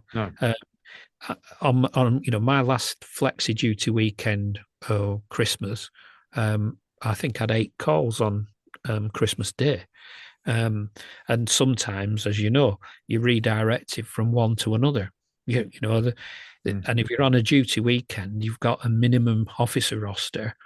If 2 or 3 of you had booked off call to get clean kit, there'd be no cover. So the realities make it difficult. But if the minimum, I'll give you an example. My wife come up with this one. So within one of the presentations, that I think it was Abby's, was that a statistic was that the groin is the scrotum is the highest point of absorption into the body of toxins. The neck and jawline being number 2. And she said, well, and I had a discussion actually with Abby, and we were going to speak with Hunter about whether we could make protective underwear for firefighters, male, female, so like sports bras, like boxer shorts, but they'd have a particular layering in. She said, well, why don't you just use, like tenor pads, where you basically, if you're going in like you doing CFBT, BTI or BI, you wear it inside your underwear. So it collects your sweat, which is going to be exuding toxins, but it also stops it because it's got a waterproof layering. I'm not saying to stop it, but it would limit how much we're getting through your fire kit and underwear over trousers, etc. And she said, you could then just chuck it in a bin before you have a shower. And I thought, that's really simple. That's a great idea. Yeah. I'm going to tell Simon about that. Just really simple. But the point being is, when we were talking about it, a couple of people said, yeah, but if we make this underwear, we wouldn't get it through the flame testing. And I said, but if we've got to the point that the underwear's on fire, the body's gone drastically wrong. It's a bit too late. It's gone really sideways by that point. Yeah. You know what I mean? So there's a lot to be done, but I think the first thing is getting everybody to understand it's as real as day and night. Yeah. the cancer risk is as real as day and night. As I say, the seminar, Alistair had to speak at the Southern Irish Chiefs, Fire Chiefs Conference last month for me because my mum had just died. I was supposed to be doing the talk, but mum had died. So I had to back out. Alistair took my presentation, delivered it. No, he's one of them. He took my presentation and give it to the Southern Irish conference. And I know that he's a massive supporter. He puts his heart and soul into this and a lot of money. So last time I spoke to him, he said he was looking at probably February 24 that we'll do it, because we want to go and look at a few different things beforehand. Mm. I've What's already Alistair's company, sorry. Is it DTS, Alistair? Terberg DTS. Okay. I'd love to speak with Alistair. Alistair is, honestly, he's unique, marvellous man. Such a lot of time for him. Looks after his staff, but he really cares about firefighter cancer. Not just firefighters, like I say, responders. He gets the message, that we're trying to save not just firefighters, but police, ambulance, SOCOs, anybody who works a scene. It matters to everybody, really. He is a proper character. His life story is amazing. I'd love to steal that connection off you afterwards. I'll make a note for Alistair. Yeah. Very unique spelling for his name, isn't it? It's got a D in there. Yes, it is. Yeah, but he's like I say, he's very much aware of the issues on electric vehicles because he supplies them. So yeah, clever man, really clever man, but passionate about this subject and supporting this subject, and he's a great speaker as well. As I say, when the seminar happens, Pete, if you want to, I can make sure you get an invite. I'd love to come, mate. I'd love to share in that, because it just adds to that level of authenticity when I've been able to meet individuals such as yourself and Alistair and many of the other individuals. Peter Stanley I've put on my list as well. That's a new one that's come across my radar. But like you said, and we said about it before we came on the podcast, so many of these absolutely colossal giants, not in terms of better or worse than anybody else, but have just truly committed some of their life's work to hoping these mistakes don't get made again. Talk to me a little bit then about the wider aspect of SimTrainer for people that are still unfamiliar with it, despite how many fire and rescue services and 130 clients, both the UK and overseas, and everybody that you've worked with. For people that are yet to have, because I always have to try and take my mind out of these conversations sometimes, because we can get so in our own little bubble, and it's easy to do. Give people a wider understanding of SimTrainer, because we'll put the link in the notes, both to your LinkedIn and also to the company itself, for people that, because I think it's never been as needed as it is now. Like we spoke before we came on about the hemorrhaging in experience and the rapid scale of people being promoted with no better or worse experience, but certainly with less. Those crucial aspects that SimTrainer brings to some of these dimensions and some of these wicked problems that we're facing. So we pride ourselves on the tutor team. They're all associates, are very experienced. They're all 30-year at least, ranging from, as I say, station managers through group managers, area managers, up to Jim, who is he was the deputy chief of Greater Manchester when he retired. So when did he retire? Jim has been retired probably, I'm guessing now, probably about 6 years, I think. Because I'd love to go into detail with somebody around the Manchester bombings. We did an episode on it a long time ago, but that was a very great, and I'm sure you cover it sometimes, around shared situational awareness and the failures of JESIP. Failures is a horrible word, but that was a very interesting one. Phil, who's my so I have a strategic team. So there's Phil Cox, who's an ex-area manager. He's also an ex-Home Office inspector. And Phil's specialism, more than anything, he's just spent 12 months working with Northwest Fire Control on the outcomes from the Arena inquiry, because obviously there was a lot of criticism of Northwest Fire Control and decisions that were made on the night. So Sarah, who's the manager of Northwest Fire Control, she was on my middle manager development program. So we just had Heathrow on a visit to Northwest Fire Control because they've asked us to help work with them to develop processes for their airport operations centre. So I contacted Sarah and said, would you host Heathrow? So Phil was the link to that. So Phil's probably a good one. I'd love to speak with Phil. You know, I've made a note of his name, and I'll annoy you afterwards for it. Yeah, he's so Phil is a good man. So there's Phil, Jim, and there's a guy called Neil Hobson he's an ex-chief inspector from West Midlands Police, who lectures at Fire Service College on ICL 2, 3, 4. He's also a College of Policing lecturer. So he lectures for us on one of our senior officer modules. I've then got 2 group managers who are NILOs, and then I've got station managers for and a group for ASMAT, FI, and then I've got Rob on the wildfire, and then I've got a CFBTI, BAI, RTCI for stuff we're developing. Bloody hell, John! It's not a small team, is it? Well, they're all associates. It seems so, like Avengers of hybrids of so much knowledge. It is. That's what they bring, and the sad part for me is that we're not as known. So, for example, head of training for Scottish Fire come up to me at the wildfire conference, and he said, I didn't even know you existed. He said, I know of Peter Stanley, I know of Catherine Lamb. Yeah. And that's one of the things, part of the summer profile now is to try and make people more aware of what we offer. For example, as far as I'm aware, I haven't seen anybody's. We've got the only SFJ accredited incident safety officer course. So if you look at the NOG, go back to ARAs, it says the person completing it should be competent. Now, I ask a question, what does that mean? And most people will say a competent firefighter. So I'll say, right, okay. So I said, tell me the signs of collapse in a building. And they go, spalling. I've read that one. Yeah, they read that.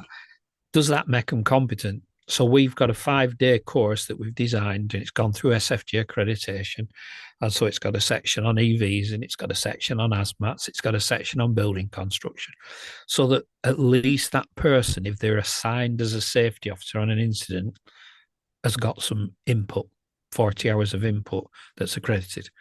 Yeah. That's really important, because that is one of the big columns of safety on an incident. That yep. Again, I keep saying the same thing, but that shared situational awareness, because it is so often people see it as a crap job, and they send a probationary firefighter to walk around and write down hazards that they see on the incident ground, and it's very poorly done usually. Might as well not bother. When that incident goes wrong and it goes to court, they're going to get crucified.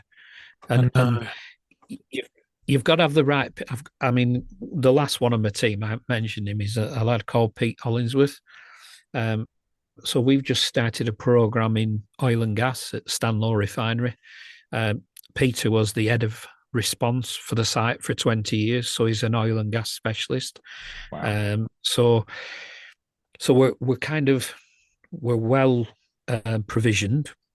We use simulations. My aviation lead tutor, Simon Bolton, he just retired in October from Manchester Airport. So he's 34 years in aviation. And we've got a team underneath him that we're developing who's still working aviation. So we're not pretending that we did the job. We actually did.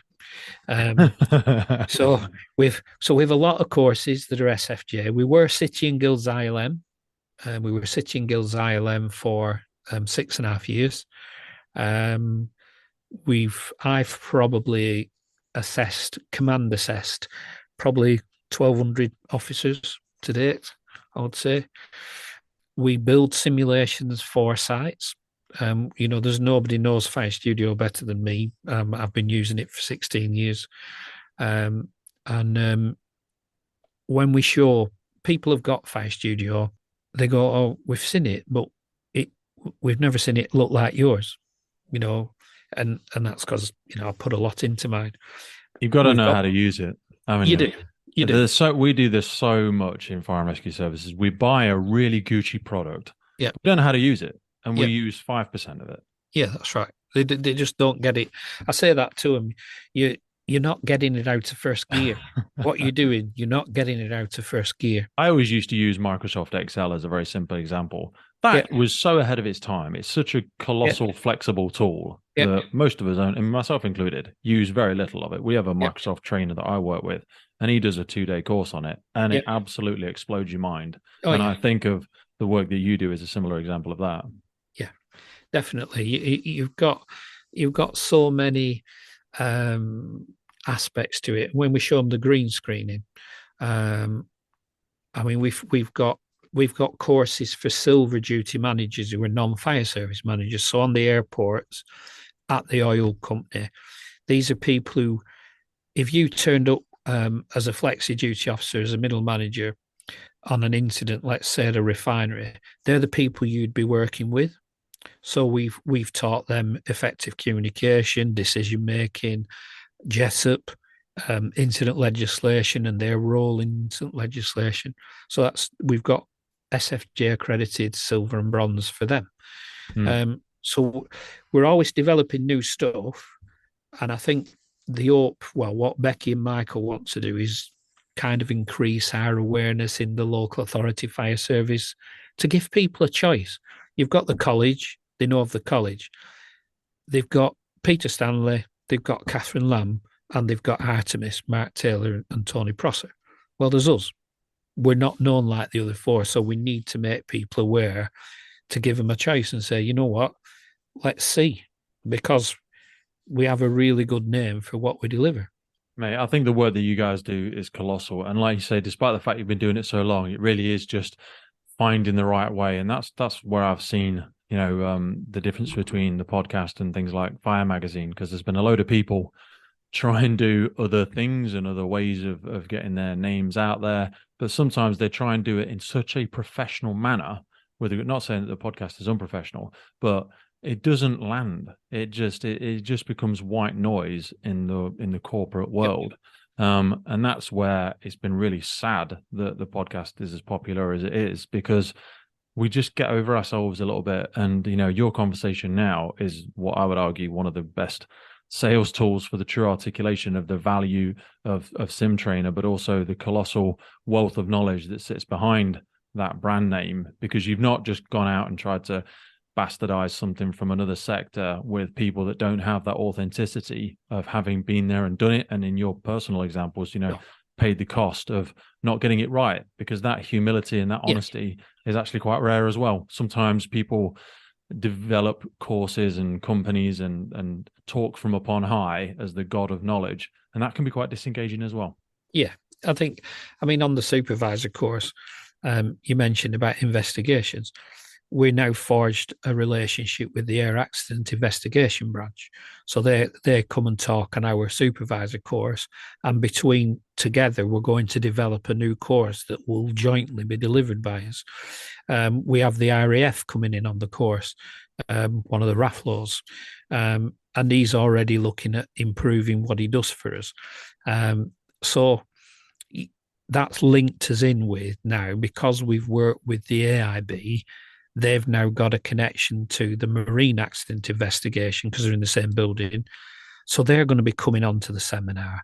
And then potentially we're widening this out. So again, the other night, I won't give his name, but I ended up talking to a very senior defence regulator who has just been diagnosed with prostate cancer, to giving some reassurance about the decisions he might want to make and why he might want to make them. Yeah. He was basically ringing me saying, have I made the right choice in what I've decided they're doing? So I spent 40 minutes talking through the consequences. I'm very open about the fact that, my cancer, the serious consequence for me is that it basically if you will, was like a medical castration. Because of what went wrong, that side of life doesn't work. Yeah. That's hard to live with, but I'm still here, and that's what my wife says. You're still here. So there are unseen consequences sometimes to cancer that people don't know about. And I'm quite happy to talk to people. Stress incontinence. It's an awful thing. I think going forward, like I said, we're known. We are known across. I mean, I've done work for companies in Australia, and I've been to Singapore. It's let me see things I wouldn't have seen. So I'm pleased about that. Hopefully, like I say, our presence, if we can increase it's not so much about local authority coming to us, it's more just knowing we're there and saying, well, maybe we'll give them a go. I think the bit that I've got a tutor team who are absolutely fantastic. The strategic, like having the best kept secret, isn't it? It's like you've built something incredible and it's sat in the woods and people don't see it. Jim Owen and Phil, Jim in particular, he was an amazing strategic manager. I had the privilege I'd worked with him as a firefighter in 1990. And then I watched him, and everybody knew when you were a firefighter, you were going to be up at the top one day. And when I've had the privilege of working with the strategic team in the Isle of Man last year with him, and when you listen to him talk and lecture and tutor and coach, you understand why. He's quite a busy coach for senior officers. He coaches and mentors people going for senior jobs. You understand why, because his mind is different. He's excellent. He is. That's the fact you have to remember, and I share those learnings as well from different people, individuals. The beauty of what we do now with the podcast is because it's virtual, we speak to people all over the world. But you accidentally realize we had to speak to a partner recently, not had to, but we spoke to a partner about stats and all that sort of stuff. And we realized that only 78% of our listenership is actually in the UK. Right. We have the US, Australia, Canada, Ireland, New Zealand, Germany, France, Spain, and Sweden, which are our next biggest ones. And I didn't even realize that until you actually pause for a second and reflect on, as you've done so well today, about the different people that you've met and the places that you've unconsciously reached and all that sort of jazz. And you think, God, that's a bit weird. And you go, what on earth is that person got interested in this for? And you discover new markets all the time, which is really surreal. Yeah, I mean, Simon, the aviation lead tutor, he's just done a week in Dubai for me. That's a command assessor course, teaching people to assess command properly. He went down a storm, and I knew he would. He's a really good tutor. Because that's something we don't realize we're actually very good at in the UK. We are, as much as we bash each other, we're very good operational control, procedures, structure. We have templates of how our minds work and how, command and assertiveness and command presence. We've unconsciously developed very good techniques at that, but we continue sometimes to fight or argue within our own very small silo, which is the UK, when really people are screaming out for it across the world. Yeah. I think, there's areas that we're behind. The Firefighter Cancer, we're behind the world in that. Scandinavia, America, Canada, we're behind them in that side of it, but we're catching up. There's some great work being done, and as I say, my only concern with the FBU side of it is that fantastic that they got UCLAN to do what they've done, Anna, but I just hope they don't politicize it too much, because that will turn not to. For them, with the greatest of respect, it's a tough one. It is. It's a judgment, because the reason they're doing it's great, but when you start to use it as a tool against management, then it starts to blunt the tool. It stops becoming inclusive. It becomes an us versus them. It does. And we forget we all should be on the same team. And exactly. They get a bad habit sometimes, not always, but certain. And this is not a whole FBU, but some of them I've spoken with. It's so angry and aggressive, and it's accusatory, and I'm like, whoa, what's your end goal here? What's the end goal? Well, I want everybody to get on board and do the thing. Okay, so why are you being so combative? Yeah, Because that's it right. needs, I think we struggle to separate things like industrial action for pay purposes. Yeah, We struggle to separate that from some of the more wellness stuff, which is more about awareness. And I know a big part of that is the infrastructure and the onboarding and the agreement, but don't pose it as an us versus them, because then you just trigger that within people, and then we're on the back foot from the yeah, word go. yeah, exactly.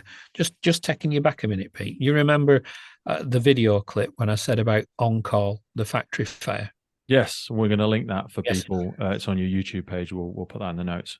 Right. So the person in that, again, it's just a thought for your podcast because you might not have had him on. I suspect you haven't. The lad in that video clip's called Tom Ashworth. Now, Tom developed the UK firefighter fitness standards with Oh, did he? Professor Kevin Sykes. So he's a fitness specialist. He's a firefighter. I work with two of his brothers, but Tom is a good friend. So Tom's going to be speaking at the next seminar with Professor Emily Watkins. So Emily is she's done a lot of work on rhabdo. So she's already agreed to be a speaker along with Tom. So they're going to do a joint session on firefighter wellness and how that links into cancer prevention and cancer recovery. But Emily has done a lot of work on rhabdomyolysis. She's done quite a few position papers on that. And Tom, like I say, Tom designed with Professor Sykes the fitness standards. He organises the Firefit conference every year. Oh, does he? I'm still yet to go to that. That's been Yeah. on my list for freaking ages now. From all the, so I've won British Firefighter Challenge and Welsh Challenge and all this TF Toughest Firefighter Alive, and I've done all of that. And people have so commonly said, "Oh, you need to go to this thing. You need to go and speak to these people." And the beautiful part of all of our conversations is always, I think I've written down 14 names so far in our conversation. Well, there's again just another one for you here. That's probably quite he's a little legend, is Rob. So you just mentioned about your firefighter fitness challenges, etc. So a friend of mine's called Rob Green. He did 30 years at Stansted Airport and retired as an aviation station manager. I know that name. Why do I know that name? Well, he does the veteran firefighter fitness stuff, but he joined Kent Fire Service as an old-time firefighter at 54.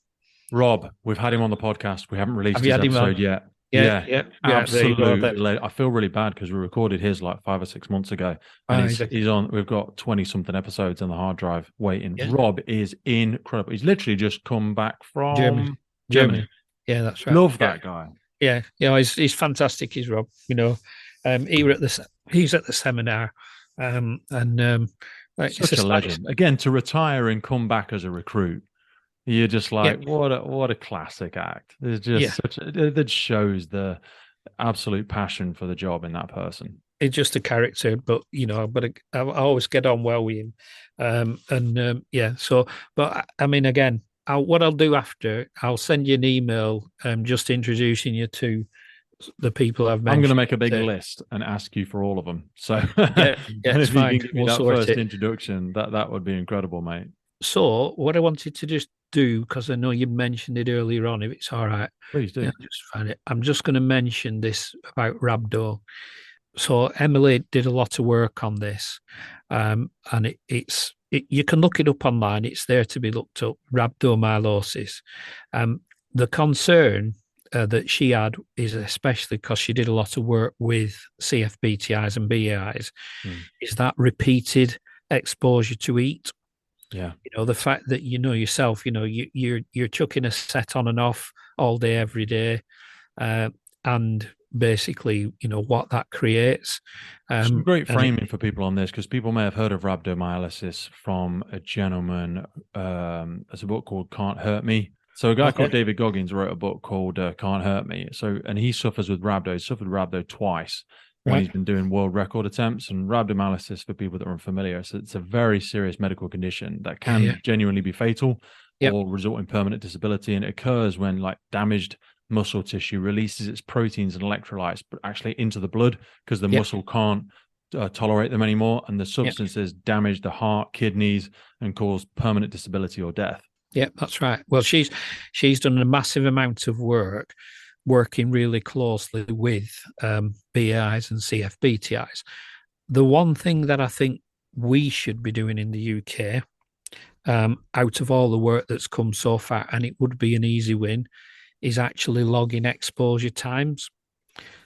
So, you know, if you're on station, you have a personal logbook that you're just recording. You were BA, it was a structure fire, an house fire.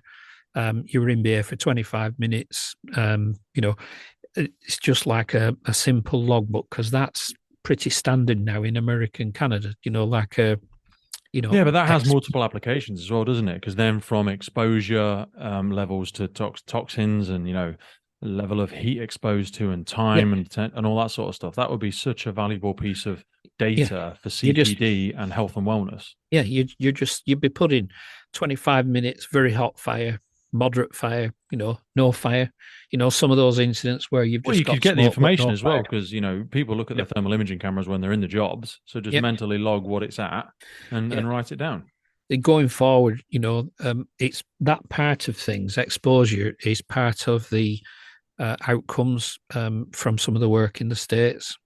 So, you know, well, rhabdo would fit in that. You know, if you get diagnosed and have to be medically retired, you know, then you've got evidence of I was a CFBTI. 50 wears this. Well, mate, especially for people like myself, BAIs, CFBTs, you know, where you're wearing multiple times a day with different students, and you're in there for a little bit longer because you've got to be in there to record them when they come in and after they leave. And so much data could be pulled from that, which we're just not utilizing. And I also think there's a place in there for companies like MyZone with heart rate monitors, and you know, there's this is where we need to get better at working with people like Emily, you know, subject matter experts, and helping them capture the data. Because firefighters will do it. You just need through the podcast or through the connection channels to get people on board and have the ability for them to sign up and get issued with something and then capture that data. Yeah. Well, like I say, Emily's already sent me an email back saying that, you know, she'll talk at the next seminar, and that her and Tom are going to do like a joint presentation on that, you know, so. That'd be colossal, mate. Look, I mean, is there anything before we wrap up and I'll edit this out? Is there any areas that you think we haven't covered that you'd like to go in before I wrap it up? No, I'm fine. Anytime you're up this way, you're more than welcome. John, I want to be so thankful and respectful of your time today, but we've spoken for like 2.5 hours now. I know. That's wonderful. We're going mad. No, not at all, mate. I could go with you for another 4 hours, but I know we're going to see each other in a couple of weeks' time. And I'm really excited about the 2 pages now of lists with different colored pens that I've written down that I'd love to do some more work with you together in the future. For people that are unfamiliar, again, we'll put it in the podcast notes as well. So it's SimTrainer.uk. They can find you on LinkedIn. They can find SimTrainer on YouTube. And again, that's the same name, SimTrainer UK. We'll put the links in the podcast notes below. And I thank you so much for your time. I'm really sorry to hear of your mother, and send my love to the rest of the family, please. All right. Cheers, Pete. Look after yourself, and I'll catch you soon. The Firefighters podcast was created to recognize, acknowledge, inspire, and hopefully even motivate these incredible individuals who have chosen to be part of the first responder community. Our driving purpose is to create a legacy resource for the current and future generations of firefighters and first responders. We get some incredible feedback from listeners and guests. And as the podcast grows, our desire to create longevity and sustainability means that we are asking for the support of our listeners. If you want to support the podcast, if you want to get discounts to our merchandise, hoodies, clothing, coins, patches, and also access to all of the incredible documents get shared with us from our podcast guests and sector leaders, and please head over to our Patreon page, and for just £3 a month you can support the future of the podcast. Please finally hit that follow, subscribe or rate button on the platform you're listening, and wherever you're in the world, please support your emergency services responders, and thank you for listening.